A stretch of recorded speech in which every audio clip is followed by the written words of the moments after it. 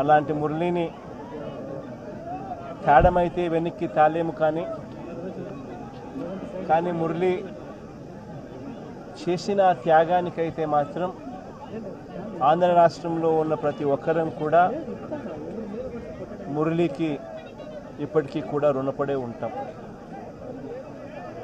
రాష్ట్ర ప్రభుత్వం మొట్టమొదటిసారిగా ఏ జవాన్ చనిపోయినా కూడా ఆ జవాన్లకు ఇటువంటి ఘటనలో ఏదైనా కానీ ప్రాణాలు కోల్పోతే, దేశం కోసం పోరాటం చేస్తూ ప్రాణాలు కోల్పోతే 50 లక్షల రూపాయలు ఇచ్చే సాంప్రదాయం మొదలుపెట్టింది వైఎస్ఆర్సీపీ ప్రభుత్వ హయాంలో మొదలుపెట్టినందుకు చాలా సంతోషపడతా ఉన్నాం. ఆ సాంప్రదాయాన్ని కొనసాగిస్తూ ఇప్పటి ప్రభుత్వం కూడా 50 లక్షల రూపాయలు మురళి కుటుంబానికి ఇవ్వడానికి ముందుకు వచ్చినందుకు ఈ ప్రభుత్వానికి కూడా కృతజ్ఞతలే.